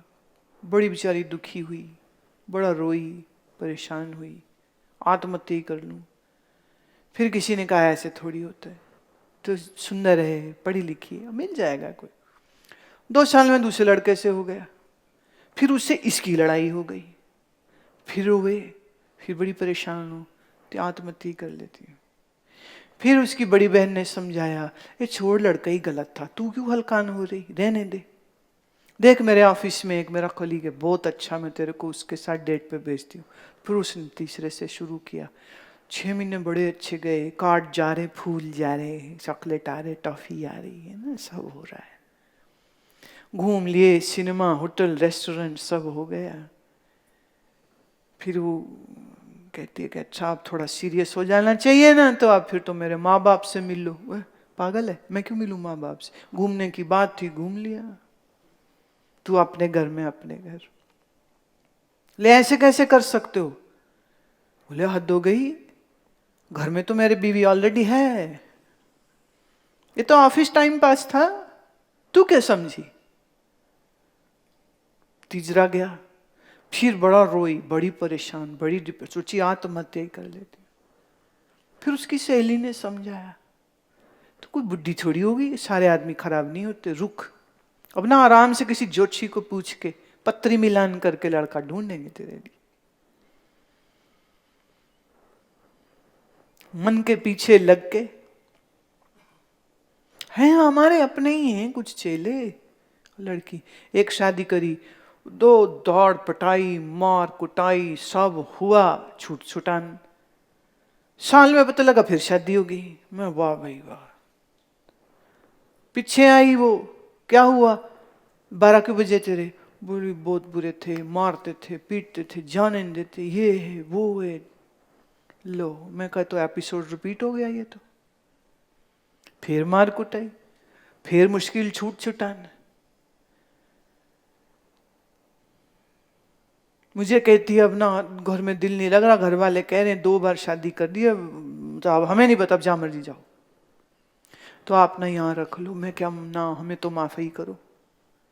क्यों, आश्रम तो मंडी हाउस खुल जाना तेरे वास्ते, सब तरह के बंदे, नाटे पतले लंबे, गुजराती हरियाणवी मराठी, चॉइस हो जाएगी तेरे लिए। तो तू तो यहां से छांटती फिरेगी। क्यों, तेरा मन अभी चंचल है, तेरा मन कोई साधक मन नहीं है। मैं आपसे बहुत प्यार करती हूँ, मैं बिल्कुल करते हो, पर उसके लिए यहां रहना उचित नहीं है, यहां उचित नहीं है। Seems very rude when I say like this, पर ये कहना पड़ता है, नहीं तो झेलना पड़ता है। तो भाई नहीं, हम यहां रह रहे के सब सीख जाएंगे ना तो मन अच्छा हो जाएगा। मैं तू एक काम कर, घर से अलग कहीं रह, जॉब कर 3 साल, खूब साधना कर, आसन प्राणायाम आके 15 दिन सीख लो, फिर करो 3 years ऐसे तुम जियो। 3 साल बाद भी अगर तुम ये कहोगे कि यहीं आना है तो मैं विचार कर लूंगी। नॉट लाइक दिस, क्योंकि उसका मन कह रहा है ना, अरे दुनिया की चकाचौंध मजे लेने हैं तो ले लो ना, क्या दिक्कत है उसमें, हु इज स्टॉपिंग यू। तो विकार मन के हैं, इसलिए कहा मन की नहीं सुननी चाहिए। मन की सुने तो मनमुख और गुरु की सुने तो गुरुमुख। तो चुनो तुम, तुम्हें क्या बनना है, मनमुखी के गुरुमुखी, किस राह चलना है। तो चॉइस तो बनानी पड़ेगी, लेकिन एक बात तय है, आत्मा निर्विकार है, तय। मन विकारी होगा तो दुख देगा, और अगर संयमी अनुशासन वाला साधन करने वाला होगा तो आपका ही मन आपको बड़ा सुख देगा। So make right choices.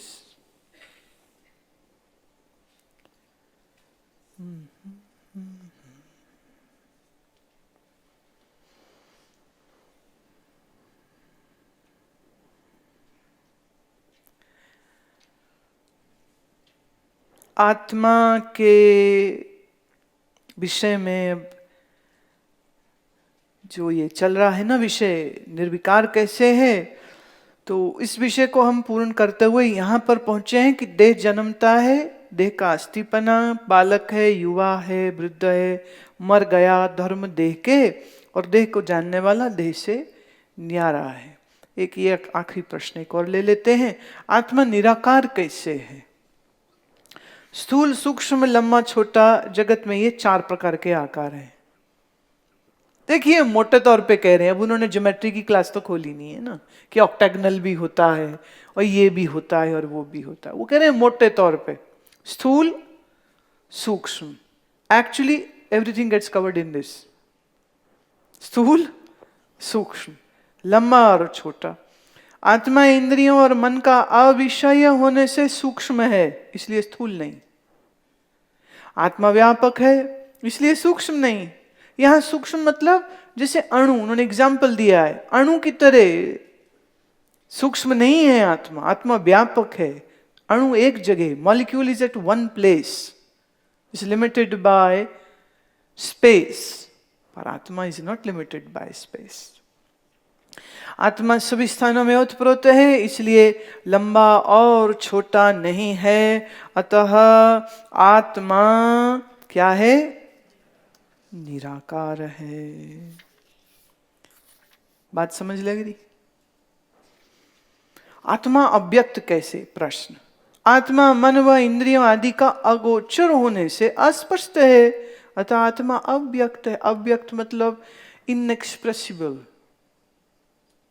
शरीर दिखता है, इंद्रियां चलो काम करती दिख जाती, पर देखो मन तो दिखता ही नहीं है, बुद्धि भी नहीं दिखती है ना? और ये सारे चाहे मुझे देखना तो ये तो नहीं देख सकते। गोचर माने जो आंख से देखा जा सके, गो नेत्र, गोचर जो आंखों से देखा जा सके, अगोचर जो आंखों से ना देखा जा सके, वो मैं हूं। आत्मा अव्यय कैसे?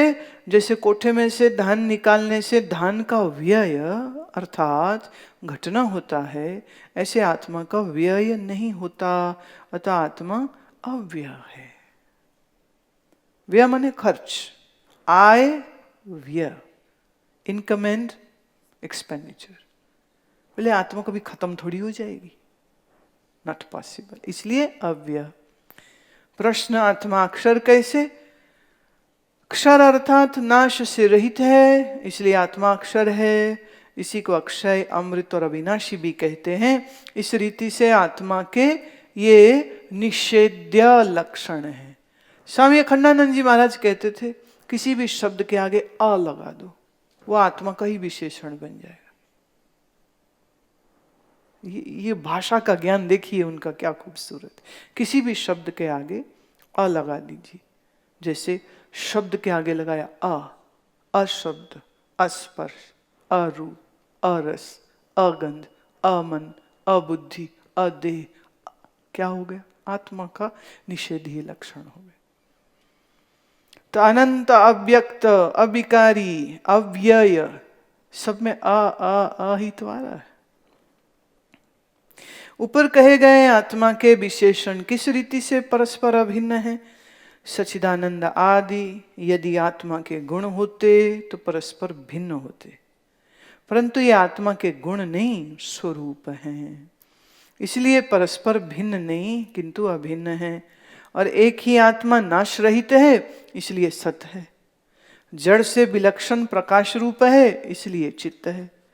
दुख से विलक्षण मुख्य प्रीति का विषय है, इसलिए आनंद है। ऐसे ही सब विशेषणों में जानना, जैसे एक ही पुरुष पिता की दृष्टि से पुत्र कहलाता है, दादा की दृष्टि से पौत्र, चाचा की दृष्टि से भतीजा कहलाता है, मामा की दृष्टि से भांजा, अथवा जैसे एक ही सन्यासी पशु, स्त्री, ग्रस्त व अदंडी होने की दृष्टि से मनुष्य, पुरुष, त्यागी तथा दंडी इत्यादि विधेय विशेषण करके कहा जाता है। और घट, पाषाण माने पत्थर, वृक्ष आदि की दृष्टि से अघट, अपाषाण, अवृक्ष आदि निषेध्य विशेषण करके कहा जाता है। ऐसे ही एक आत्मा प्रपंच के विशेषण असत, जड़, दुख और अंत, खंड, संग आदि की दृष्टि से सत, चित, आनंद आदि और अनंत आदि कहलाता है। इस रीति से आत्मा के जो विशेषण कहे हैं वे परस्पर भिन्न नहीं किंतु अभिन्न हैं। एक ही व्यक्ति अलग अलग रिश्तों से अलग अलग हो थोड़ी जाएगा। ऐसे ही जब हमने कहा कि ये सन्यासी है, तो हमने क्या कह दिया? ये पशु नहीं, स्त्री नहीं, ग्रस्त नहीं, अदंडी नहीं, सन्यासी। तो ये नहीं है। और घड़ा, पत्थर, वृक्ष आदि की दृष्टि से हम कह दें अघट माने घड़ा नहीं है, अपाषाण, अवृक्ष नहीं है, तो ये निषेध विशेषण।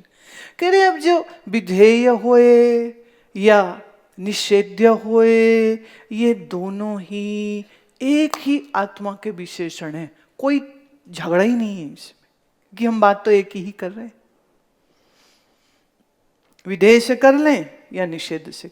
आमतौर पे विधेय निषेध का विरोधी होता है। परात्मा में ये सारे लक्षण विरोधी नहीं है, because they are not attributes, they are the very form of true self. मैं अद्वय हूं, मैं सत्य भी हूं, मैं अनंत हूं, मैं चेतन भी हूं, मैं अव्यक्त हूं, मैं आनंद भी हूं, मैं अनंत भी हूं, राइट? और मैं अव्याख्य भी हूं। अव्याख्य जिसकी व्याख्या नहीं हो सकती। विधेय निषेध दोनों लक्षणों से बात तो मेरी ही हो रही है। अजीब सी बात है कि नहीं? दिन है और रात है तो दो अलग अलग एंटिटीज हो जाती हैं, बट यहां एक अजीब बात हो रही है, अगर दिन भी हैं और रात भी हैं। ज्ञान है अज्ञान है, बोलो दोनों मुझी से हैं और मुझ में कल्पित, इसलिए नो प्रॉब्लम। अस्ति अस्ति अस्ति, मैं देह हूं, फिर समझ लगा नहीं मैं तो जीव हूं, फिर समझ लगा नहीं मैं तो साक्षी हूं, फिर समझ लगा मैं तो ब्रह्म ही हूं। हूं तो एक ही चल रही, बीच में नहीं जुड़ गया। गुरु जी ने ज्ञान कराया तो गुरु ने कहा तू देह नहीं है, नहीं हो गया निषेध। तो इंद्रियां नहीं है, तो मन नहीं है, तो बुद्धि नहीं है, चित्त नहीं है, अहंकार नहीं है। नहीं नहीं नहीं नहीं नहीं, पहले हो रहा था हूं, फिर कह रहे नहीं नहीं नहीं नहीं नहीं, बात एक की ही कर रहे हैं, कोई झगड़ा ही नहीं इसमें। ऐसा कुछ होता है क्या बताओ दुनिया में कि नहीं से भी एक ही बात सिद्ध हो रही और है से भी एक ही बात सिद्ध हो रही?